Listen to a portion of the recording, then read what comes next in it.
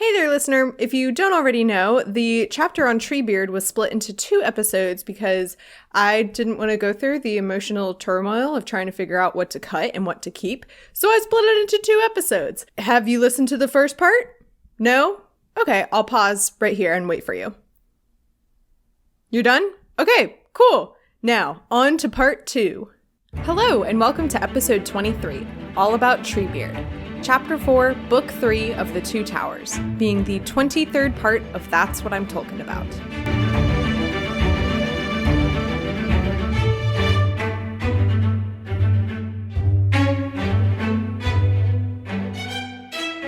This is when Merry and Pippin are like, all right, we'll tell you everything. Mm-hmm. And we'll try...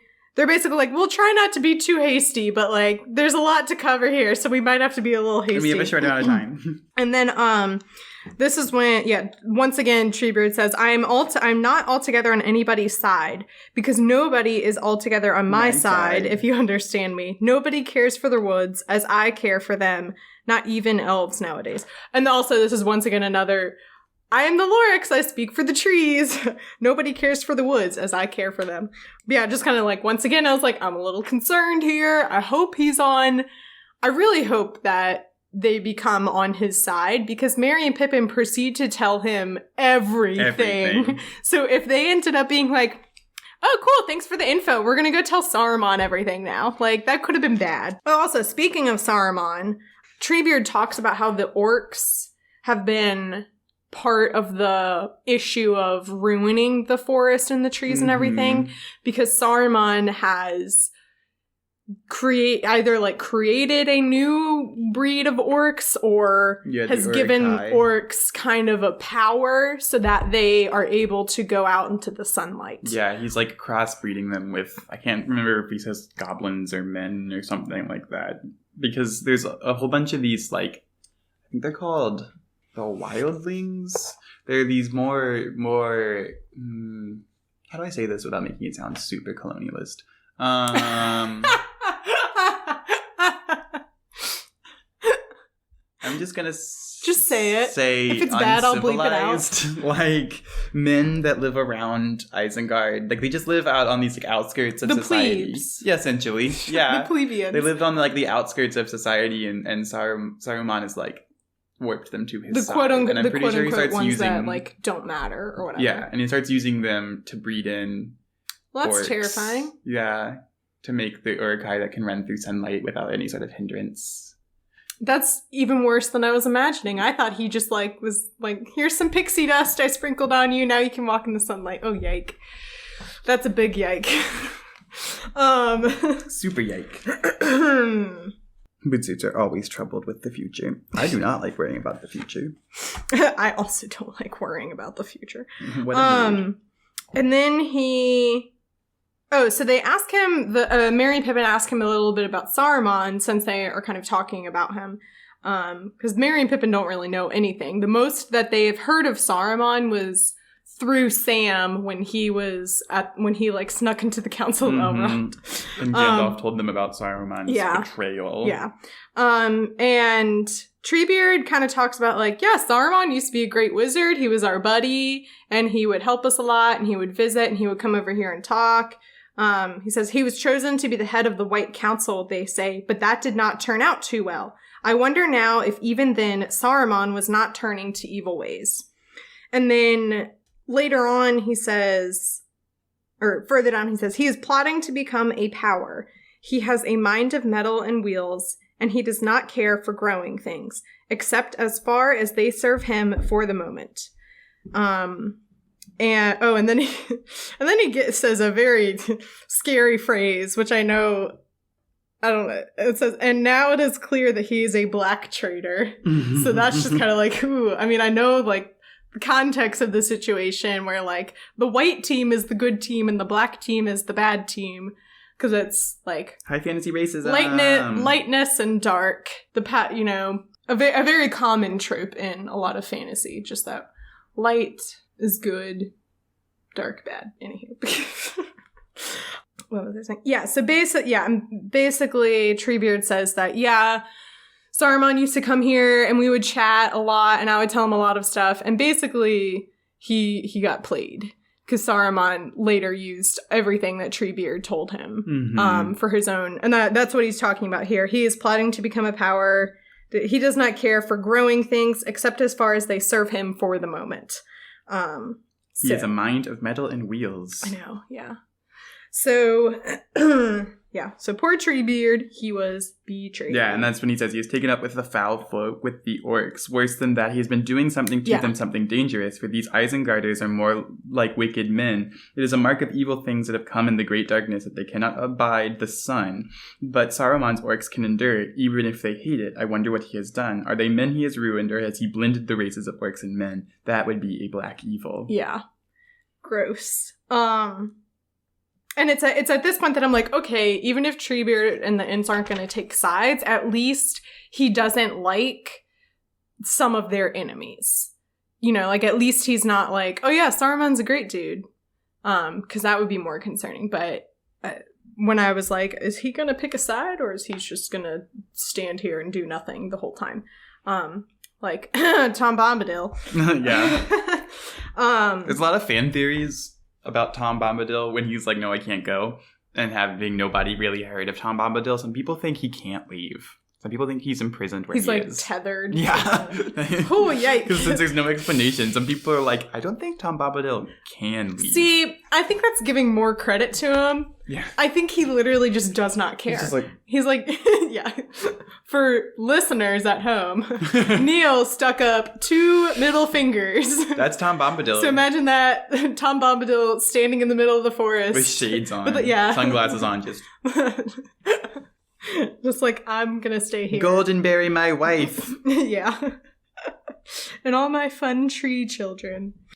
Oh, also, this kind of just reminded me, this idea that, like, oh, the orcs are going or being in places where they typically aren't. Kind of also reminded me of, in the Order of the Phoenix at the beginning, how the Dementors are where they shouldn't be. It's just kind of like a sign of the times, the beginnings. You don't mean that the Ministry caused this attack. Because that was Umbridge, right? But yeah, just kind of like a sign that things are happening and dark forces are gaining more power, because the dark things and the evil things are in places where they typically aren't, and that's not a good sign. And it's moving again after years, centuries even, of moderate peace. Because in that last battle, the last alliance is what they call it, and they cut Sauron's ring from his hand.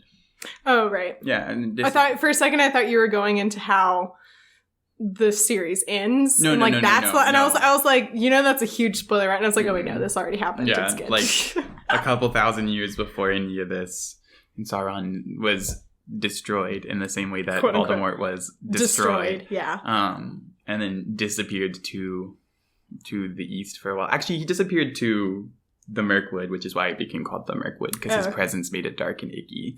Nice. But yeah, so now everything's, as he's talking almost with Saruman, the wheels are beginning to turn again, and something has to be done. Yeah. And that's kind of what he goes into. He says that, Treebeard says that it seems like he says, our roads go together to Isengard. So, and he's also talking about Rohan and Gondor and all of these people, and he's kind of beginning to see that everyone's going to need to team up in order to defeat everyone. It's such a sad moment, too, when they're talking about how Saruman used to be just like a presence that was like their neighbors, but now he's always noticing constant smoke rising from Isengard and from Orthanc. And he says that down on the borders they are felling trees, good trees, some of the trees they have just cut down and left to rot, orc mischief that, but most are hewn and carried off to feed the fires. Curse him, root and branch. Most of these trees were my friends, creatures I had known from nut and acorn. Many had voices of their own that are lost forever now, and there are wastes of stumps and brambles where once there were singing groves. I have been idle, I have let things slip. It must stop. Yeah. And then one of my favorite lines that comes from Treebeard in a similar passage, but down a little bit, he's like, I will stop it. You will come with me. You will help me. And then Merry and Pippin are like, hooray, yay, we will do this. Let's go. And then Treebeard's like, well, actually, I've been a little too hasty. He's like, I've been a little hasty. We must not be hasty. I have become too hot. I must cool myself and think. And this is one of my favorite lines. For it is easier to shout stop than it is to do it. Yeah. So true. Easier said than done. Yes. It's easier to say hastily. Things need to change, someone should change it. Yeah. Than it is to be the person to change it. Yeah, exactly. And then he kind of goes into the history of the Ents. And we find out that there were 3 original Ents, or only 3 remain of the first Ents. Himself, Fangorn, Finglass, and Faldriff, aka Leaflock and Skinbark. So I like how they have like very pretty, like Finglass, Faldriff, and then it's like Leaflock, Skinbark. And if Fangorn means bearded tree, I'm certain that Finglass and Faldrift mean Leaflock and Skinbark. I'm just certain. Yeah. Like very literal naming. And then he talks about how there were Ent-wives. The Ent-wives. And he says, we lost them and we cannot find them. And this is when all I could think about was, how do you lose a woman? You forget to cherish her. This makes me also think of that scene in Brother Bear where that old bear is like, I lost my husband. And he's like, stop telling people I'm dead. Sometimes I can still hear his voice. He's straight up just like, we lost the Ent-wives. And Mary and Pippin are like, that's so sad. He's like, no, like, we literally lost them. We don't know where they are. They wandered off somewhere, and we don't know where. And we keep trying to get them to come back, but they don't want to. The Ent-wives are dead. Stop telling people we're dead. Sometimes I still hear their voices. Stop telling people we're dead. And this is when there was a lot of... Okay, I'm gonna read how he describes, and I have a lot of like thoughts and feelings about this. So it says, for the Ents loved the great trees, the wild woods, and the slopes of the high hills, and they drank of the mountain streams and ate only such fruit as the trees let fall in their path. And then about the Ent-wives. And they saw the sloe in the thicket, and the wild apple, and the cherry blossoming in spring, and the green herbs in the waterlands in summer, and the seeding grasses in the autumn fields. They did not desire to speak with these things, but they wished them to hear and obey what was said to them. The Ent-wives ordered them to grow according to their wishes, and bear leaf and fruit to their liking, for the Ent-wives desired order, and plenty, and peace. And this is when I'm like, this seems a little sexist, but okay. That, my friends, is Tolkien. I'm just like, we've met 2 female characters. Yep, and then a whole swath of tree women that are just like, nature, I'm going to control it. Yeah. And yeah, just the way that Tolkien writes the Ent-wives is like, the Ents are like, yeah, we love everything and we let nature be. And then Tolkien's like, but the Ent-wives are like, we want it. We want everything. Nagging, we don't want it here. Controlling. Yeah. I like, especially the line, they did not desire to speak with these things, but they wished them to hear and obey what was said to them. And I'm just like, that's a little problematic, Tolkien. Mm-hmm. James Rolkin Tolkien. Jolkin, Rolkin, Tolkien. And really, I'm sure I'm never going to get it, but I would love to hear the Ent-wives side of the story. Yeah. I would just love it for the Ent-wives to be like, yeah, no, the Ents were trying to be really controlling over us and they wanted us to do all these things. And we were like, no, screw that. We were going to go over here and just be by ourselves. And that's all we wanted in life. And his wife. Oh yeah, that's right. But yes, I'd love it if they ever ran upon an Ent-wife and they were like, yeah, no, we just wanted to make some gardens and help the world flourish. Yeah. And the Ents didn't like that. It just sounds like the Ent-wives wanted to see the world. Yeah. Like he says that they liked the They like the cherry blossoming in the spring, the green herbs in the waterlands in summer, the seeding grasses in the autumn fields. So they literally just wanted to travel Middle Earth and be like, it's pretty over here in that time of year. Let's go over there. And sexism. Also, are we certain that the Ent-wives want to be found? Also, why are they called Ent-wives? Yeah. I also hate that their names are only in relation to how being married to the other Ents. Yeah. There's Ents and then there's Ent-wives. Yeah. Like, I hate when, eulogies or speeches or whatever when people are introducing women and they're like, amazing wife and mother. And I'm like, it's like, yeah, but she was also a person. Had more identity than that. Wife and mother. Yeah, exactly. So, anywho. So, and I'm sure people are going to have a lot of feelings about what I just said, but I don't care. Yeah, so then, what's his name? Treebeard goes into, this is when I tried to color coordinate my highlighter for my book. Mm-hmm. So I did yellow for Two Towers, but then I couldn't find my pink highlighter, so I did yellow for Fellowship, because the cover of my Fellowship book is yellow. And then the color of my Two Towers is red. And I was like, I'll use my pink highlighter. Oh no. Okay, we're good. I just touched my computer in it, and I thought I lost everything. It's fine. But then I found my pink highlighter, and now it's all color coordinating. Anywho. So then Treebeard sings this song, and it's like it's a duet between, it just says Ent and Ent-wife, and it's almost like it's like a play. Yeah, it looks exactly like a script. It looks like lines, yeah. And what's funny about this is that, so all of the songs, obviously I'm imagining that the characters are standing there like singing it. So what I'm imagining for this is either, because having these the Ent, Ent-wife, Ent, Ent-wife both is like not a fourth wall break, but that's like the insider information that if you're watching the play, you wouldn't see, people don't say like, they don't say who, like the person just speaks. You don't know that it's not like Ent, when spring unfolds, the beech and leaf. It's also, so either that means that Treebeard would go, now the Ent says this part.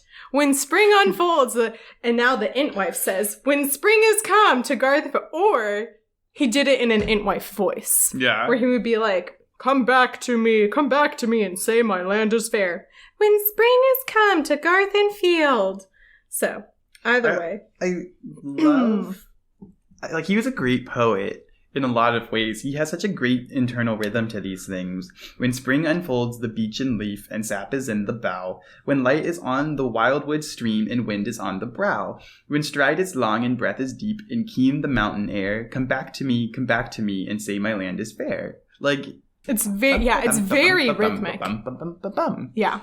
It's got such a nice bounce to it. Literally, Tolkien was just like, I want to be a linguist, and I also want to be a writer, and I also want to be a poet, and I also want to write songs, and I also want to make maps. Yeah. and then someone was like, that commercial of them fighting over the hard shell taco or the soft shell or whatever, and then the girl goes, ¿Por qué no los dos? This is like, why not do everything all in once? That's Lord of the Rings, essentially. But I like that. So essentially the summary of this song is the Ents parts are going, please come back. And the Ent-wives go, nah, I'm good. Yeah. Like, I like it here. But then the last line kind of gives a glimmer of hope, and it says, it's both of them together. Together we will take the road that leads into the west, and far away we'll find a land where both our hearts may rest. So this sounds like, okay, obviously the solution here is compromise, rather than the Ents being like, come back to where we are. The Ents are like, let's find somewhere else that we can all live and be happy. It's almost a little hopeful, which is really interesting because the poem moves through spring to summer to fall to winter.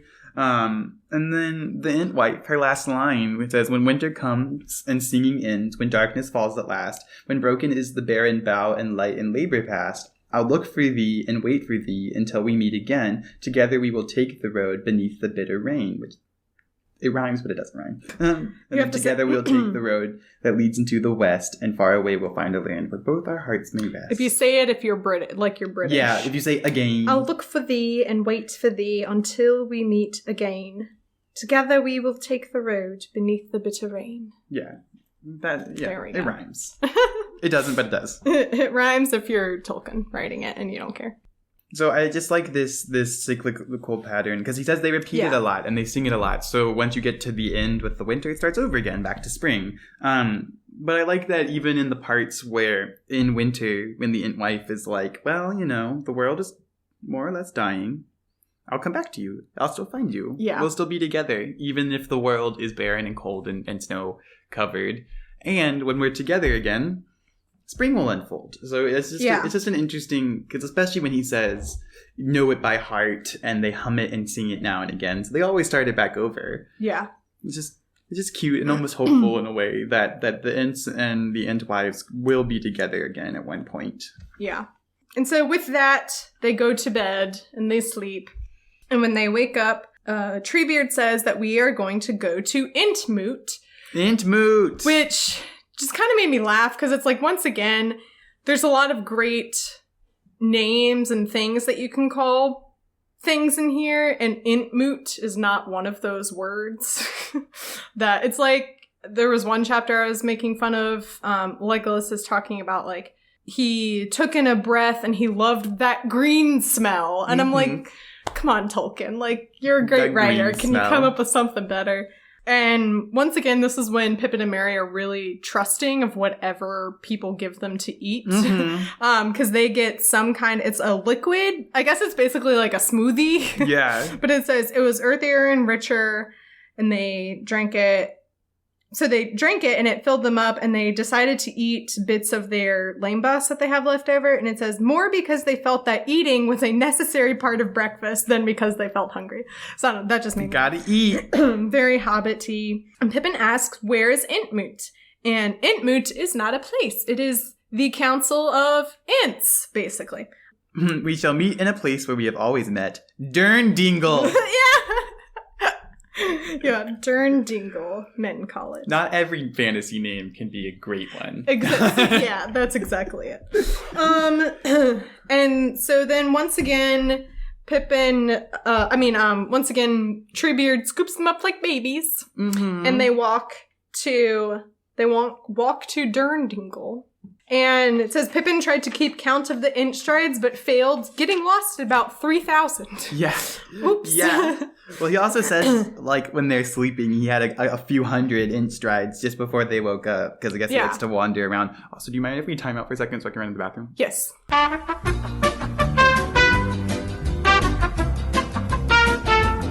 Yeah, so let me show you a picture really fast from... Because Tolkien's, because he did a lot of little drawings for the books. Yeah, I really want, like, how they're re-releasing the Harry Potter books, but they're doing fully illustrated versions. I want that for Lord of the Rings, and I want them to pepper in some of the illustrations. I mean, there's bound to be something like that already, right? Yeah, I think so. There's a lot of books that have some of his original sketches in it.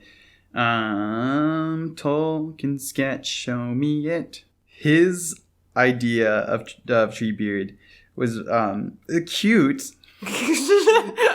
Which feels weird to say because he created it, and I'm like, well, that was a cute attempt. He just looks like a weird little troll man. And when the movies were like, no, he's gonna look like a tree. Well, I mean, the movies have to take some liberties. Like, there was one chapter in Two Towers where I was like, what did the orcs actually look like? Let me Google search this. And then I was like, it's terrifying. Yeah, they're really scary. And then my guest was like, I'm pretty sure that the movie people just took a lot of liberty with that. And we're like, we're going to amplify it a bit because it's the movies. Yeah, and they have all those horrible piercings. Hollywood. And all that stuff. Well, I can't find it. That's okay. I'll find it later, I'm sure. Yeah, I just figured maybe you could like post it on your Insta or something. Ooh, that would be a good thing to post. Since nobody who's listening right now will be able to. Yeah. Look at this picture, everybody, on this podcast. Oh, I am really excited to see how, like, the costuming or the makeup effects or the special effects, since the movies were in the year of our Lord 2000 and I don't know 4. It stands up in a lot of ways. It still stands up, and it's pretty good. But I love Treebeard. He's just a tree. He's just a tree. That's like, that's pretty much exactly what I pictured. Yeah, he's just a tree boy. I also love, I meant to bring it up when we were reading about when they drink the Ent-wives, but Tolkien specifically mentions that before Treebeard drinks it, he stands both feet in it, as if he's like sucking it up through his roots. Oh, that's Tolkien. Tolkien being clever. That's clever. But do you want to know what Frodo looks like? Too bad. Too bad. We don't know. He has bright eyes. Tolkien has bright eyes and is short. No, Frodo. I think I said Tolkien. You did say Tolkien. To the Ent-moot. To the Ent-moot. So they get also, could you imagine Pippin's counting his steps? Could you imagine counting to 3,000? Like 1, 2, 3. I get bored after 50. Oh, yeah. That's like, I mean, well, it also mentions that it says Treebeard did not talk to them. He hummed to himself. And then every now and then he would like mutter words. It says boom, rum boom, borar, boom. Boom. A lot of booms. Drarar. Drarar, boom. Drarar. So I guess they got to pass the time somehow. Yeah, I think he's also, he talks about later that a great whom and hum rang out from a deep-throated horn, like a deep-throated horn in the woods, and seemed to echo from tree to tree and far off several directions, a similar whom, hum, whom that came as an echo. And it's that sort of like, if you've ever been in a forest and you hear like the wind move through and all the trees kind of creak and ache as they're like swaying. Yeah. I like the idea that they're just chatting, just shooting. Shire. Yeah. So every now and again he'll stop and he does this kind of call, which I guess is like awakening the trees or calling them to action. And I think he's also passing messages from tree to tree to tell the other Ents to meet him. Yeah, to be like, we're going to Ent-moot. He's chatting in the group chat real fast. Yeah. And then it says, the hobbits saw that they were descending into a great dingle. And it's at this point that I'm like, what is a dingle? Because what is a dingle? The first time I looked this up, or the first time I read the word dingle, I was like, I'm sure whatever. It's just like a section of the forest or a way to describe how a certain part of a forest can look. And then Tolkien uses it several more times. And I'm like, okay, maybe I should figure out what this is. So, a deep and narrow cleft between hills. There you go. A shady dwell. Oh, it's also a town in Count Carey, Ireland. All that's coming up for pictures is pictures of that place in Ireland. Dingle, Ireland, which looks beautiful, by the way. Okay, that's weird. The first image that comes up is as a creepy wooden sculpture of a woman in the woods. I hate that. Yeah, that's... Anywho. Yeah, who knows? Anywho. So they go into the dingle. To the dingle. And this is, once again, when Mary and Pippin, and also just kind of reminding the readers that, like, not all of the elves are the same, not all of the dwarves are the same, also not all of the Ents are the same. It says, the Ents were as different from one another as trees from trees, some as different as one tree is from another of the same name, but quite different growth and history, and some as different as one tree kind from another, as birch from beech, oak from fir. And then later on it says, the many shapes and colors, the differences in girth, which I hate that word, and height and length of leg and arm, and in the number of toes and fingers, anything from 3 to 9. So, yeah, just once again, they were like also just kind of showing that like everyone turned out, everyone from the forest has come to the Ent-moot, because this is obviously an important topic. And before your friends roast you again, it's beech. Beech. What did I say? Beak. Did I say beak? Oh, that might have just been me misspeaking. Beech. Yes, I know. Prevent you from being roasted by your friends. I might have been combining the word beech and oak. Yeah, that might have been it. Thank you. Okay. I know how to pronounce words sometimes, people. I can read sometimes. Sometimes I can read. One day I'm going to do a compilation of all the times that I haven't been able to read on this podcast, because there have been a lot. One episode of all mispronunciations. There have been a lot of times where I'm like, I'll be reading a passage and then I have to stop like one sentence in and I'm like, this doesn't make sense. I'm like, I highlighted it, but I don't know what it says. And so then they open up the meeting. And I love this. It says, after a long time, and they're speaking in Entish. After a long time, and the chant showed no signs of slackening, he found himself wondering, since Entish was such an unhasty language, whether they had yet got further than good morning, and if Treebeard was to call the roll, how many days it would take to say all their names. So I just love that. I That's wonder so funny. what Entish is for yes or no. He yawned. Yeah. Oh, I love it. Yeah. So then And they have agreed that you are not orcs. I love that. Yeah. Yeah, because so then Treebeard is like, hey, this is probably going to take a while. If you guys want to like go over, there's a lake over there. If you want to like sit there and refresh yourself, go wander around. You don't have to sit here for this whole thing. I know. And he's like, and it's definitely annoying to hear people talk in a language you don't know. So just go entertain yourself. Yeah, just go do whatever you want. Yeah, right now. And so Mary and Pippin go over to this area, and Mary says, I don't know quite where we are. And I'm like, same. Yeah, same. Same.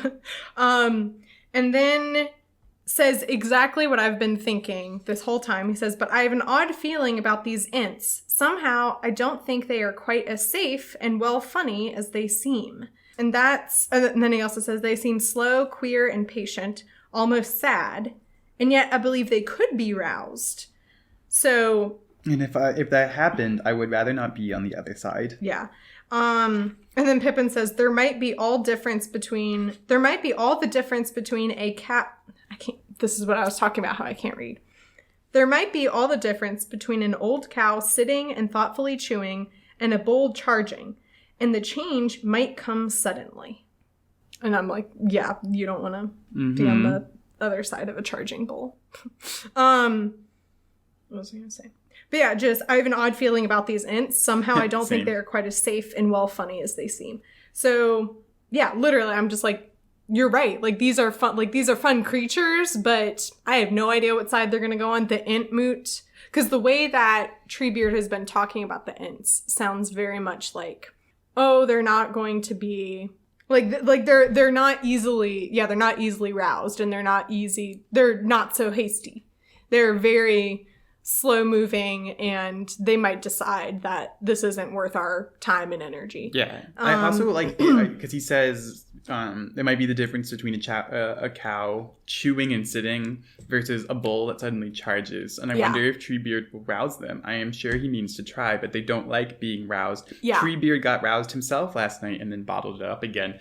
The image I always think of with the Ents, and I think Tolkien captured it perfectly, is like, even if you just look outside your window, these trees that are the size of what we expect a tree to look like are at least 50 years old, if not like 100 plus. And they grow very slowly, and they don't do much because they just sit there and they eat. And then winter comes along and they lose all their leaves and they go dormant. But if a tree falls, it's devastating. Like how quick the tree tumbles and how much it can take anything with it. So I always get this image of these Ents being like trees, but should they be pushed to the point of falling, they'll just dangerous. It's dangerous, and they'll take down anything with it. Trees can knock down other trees, level houses. Yeah, they're like a huge untapped potential to have great power and to be a really helpful like people to have in the fight against Sauron and Saruman, I guess. Anyway, and so Treebeard comes back with another Ent with him, and he says, they're talking about what they're gonna do, and he says, still it is no use denying we shall be here a long time yet. A couple of days, very likely. So I have brought you a companion. He has an Ent house nearby. And this is Brigelad. Yeah. Sure. And then what's his name? And then his tree-themed name is Quickbeam. Oh, and I love this. It says, that is Quickbeam in your language, but it is only a nickname, of course. They have called me that ever since I said yes to an elder Ent before he had finished his question. Mm-hmm. So I love that the other Ents are like, this one's hasty. Yeah. We're going to name him Quickbeam. And they send him to take care of the hobbits because he's younger, and also because he's more quote unquote hasty. So he drinks quickly and goes out while some are still wetting their beard. Yeah, I love that. Let's see. And he sings to every rowan tree he sees. I love that. Yeah, so he takes them to their house, and it's so funny because like things happen so quickly. For such a slow moving people in this chapter, all of a sudden, like the next page, they make their decision. Mm-hmm. And just a little time skipping. Yeah, it's literally, yeah, I wrote down 3 days later, like the SpongeBob transitions. 3 days That's literally later. like what happens. Like Quick Beam takes them back to his house, and they like sing a little song a bit, and then they go to sleep. And then it just says, just kind of talks about what they do for the next day, which is they just kind of like hang around and do nothing and occasionally talk to Quick Beam and hear things, and they can hear the moot going off and still going in the distance. And then on the 3rd day, they wake up and it says that they notice that all of a sudden the voices stopped. And they're like, oh, it's about to happen. And then they hear all of the Ents doing like a chant, and they're marching towards, I guess, heading to Isengard right now. And they go to war. Yeah. We come with the roll of drum, Tarunda, Tarunda, Rundaram. We come with horn and drum, Taruna, or Taruna. There's a little line over the line U. Who over knows the what U. that means? Taruna, Runa, Runa, Ram. And then Quick Beam picks up the hobbits. I just love how the Ents are like, yeah, my babies. These are my babies now. And then as they draw closer to where the hobbits and Quick Beam are, it says, "Whom hum, here we come with a boom, here we come at last. Come, join the moot, we are off to Isengard." To And then Isengard, though Isengard be ringed and barred with doors of stone, though Isengard be strong and hard and cold as stone and bar as bone, or I guess bare as bone, we go to war, to hew the stone and break the door, for bowl and bough are burning now, the furnace roars, we go to war, to land of gloom, with trample of doom, with roll of drum, we come, to Isengard, with doom we come, with doom we come, with doom we come. With doom. And very the epic. best way to go to war is to loudly sing that you're coming to it. Yeah. I mean, here's the thing though. They're not stealthy creatures. I was gonna say, yeah, like they're gonna be able to be seen anyway. And this is where it seems very Shakespearean to me. It's at the end of Macbeth when Dunsinane Macduff and his troops like disguise themselves as trees, and they like cover themselves in branches and stuff, and it says that like the woods of Dunsinane are moving towards us, and that's super like reminiscent, a parallel here of like the woods are moving. Very epic. I really like that you brought that up, because Macbeth, especially Macbeth, was a large inspiration for Tolkien's writings. And You're kidding. I'm not kidding. Great. He really liked Macbeth. And there's a part later in I'm not going to tell you about it, but in Return of the King, which we can talk about later when you get to it, that he wrote in there specifically because he thought Macbeth would go one way and it went a different way. So he wrote basically a self-insert into his book to have Macbeth turn away. He wrote like Macbeth fan fiction. Basically. To be like, no, I didn't like how that went. I didn't like how that Willie Shake guy wrote it. So I'm going to write it this way instead. And I like that you brought up the part of the forest moving, because it's a very powerful... We might see that again. Quote, quote, quote, wink, wink, wink, wink. Wink, wink, wink. The other thing is that it's also a very Shakespearean trope, I guess, that in his tragedies, or in his, not necessarily tragedies, but in his dramas, the way that you know that like, oh, the Shire, it's about to go down, like it's happening, things are moving, is when nature is all of a sudden reacting. And this happens in Julius Caesar too, when it's either after they kill Caesar or right before, and they're planning, and someone shows up and it's like, yeah, it's really weird, like it's really windy, there are lions running around, there's the lioness whelped in the street. That was Miss Brown's favorite part of, I remember that so vividly. Hey, this is future Mary Clay jumping in to explain that Mrs. Brown was our English teacher in high school, and she was very famous for being a very enthusiastic English teacher, especially when it came to doing Shakespeare plays. When I was talking about the woods of Dunsinane in class, when we got to that section, she literally pushed all of the desks aside and brought in branches from her yard and leaves and made us act out the scene and had most of the class stand up and hold these branches and leaves in front of their faces and move forwards towards Macduff and Macbeth. She's a great teacher. If you want to hear me talk more about Miss wonderful Paula Brown, wonderful English teacher at Douglas Southall Freeman High School, you can listen to Some Reading Required, where I talked a lot about my English experiences in high school. Okay, anyway, back to the pod. Miss Brown. Yeah, because she loved Julius Caesar. And I remember that on one of her tests, we were supposed to write like examples, at least one example of the omens that happened before the Ides of March. Yeah. And I wrote... That's it, yeah. Yeah, and I wrote that the lioness walked through the street and whelped, because she just, like, gives birth to another lion, like, in the streets. And that was her favorite omen. She gave me an extra point because I wrote that one down. That was one of my favorite things about just, like, English classes or classes in, just any class in general in high school is, like, figuring out what the sweet spot is for the teacher and then just playing into that unashamedly. Being like, well, their favorite character is Mr. Darcy, so I'm going to write this essay about Mr. Darcy. And then they're like, oh, I love that essay. Yeah. And you're like, I know. That's why I wrote it that way. So, where were we? But yeah, it's just all very Shakespearean, and I love it. I'm here for it. And then also it just made me laugh that, like, just once again, the Paul Rudd meme coming back through. Look at us. Look at us. Who would have thought? Merry and Pippin accidentally recruited, like, the biggest power they could have. I know. Besides, like, a team of wizards or besides, like, Tom Bombadil. Yeah. They accidentally recruited...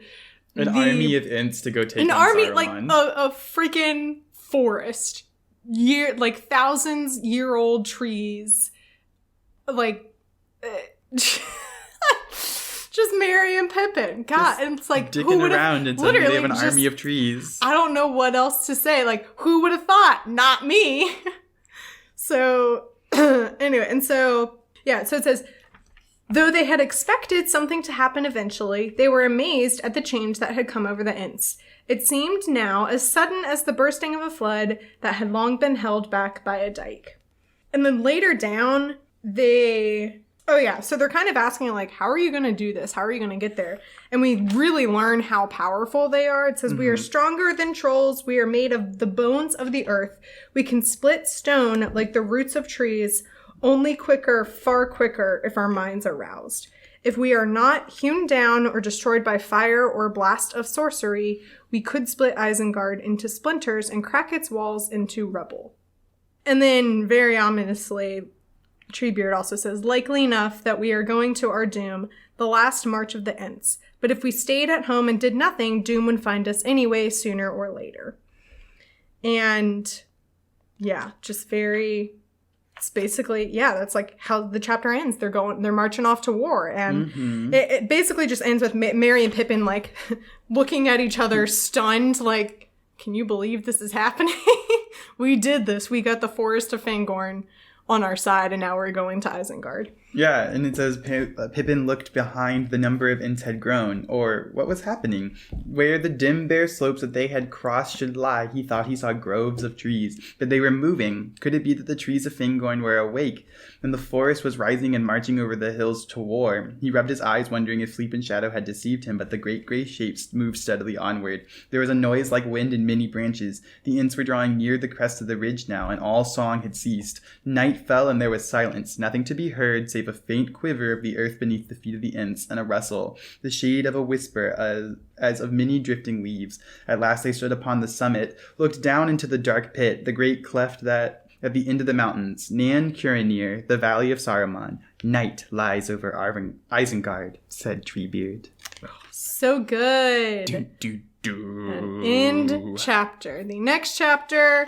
The White Rider. The White Rider. Oh, yay! We're back with Gimli, Legolas, and Aragorn. Yay! Thank God. Not that I didn't enjoy the Merry and Pippin chapters, but like I'm constantly referring to them as my golden trio because that's the best team. I think. It'll be a little bit before you get a resolution to what happens at Isengard. Because I think they jump back to Mary. I'm not concerned. Yeah, things. The big tree. Things with like the Mary and Pippin plot seem pretty like well. Like we're not really left on any like this kind of is a cliffhanger, but like not too big. It's an epic, like positive, good cliffhanger of like, oh, that's good. So now we can switch back. It's kind of like in The Walking Dead when they have seasons where like the team is split up and one episode will follow like these 3 people. And then you kind of wait for their story to get to a good stopping point. And then they jump back to be like, that's what Tolkien does. He does that really, especially in Two Towers, because everyone gets split up, and so you have 3 major storylines. You have Gimli, Aragorn, and Legolas doing whatever they're doing. You have Merry and Pippin doing whatever they're doing, and then you have Frodo and Sam doing whatever they were doing. Yeah. But I think because it is the worst to read a book that's split up that way, and you only want to know about one person's storyline. Yeah. So then you get to the chapter that's not about them, and you're like, oh. And I think Tolkien does a really good job of making all 3 of them compelling enough that you don't get to a part where you're like, oh, God, Frodo and Sam's part is too long. Take me back to Mary. That's why I like it that it's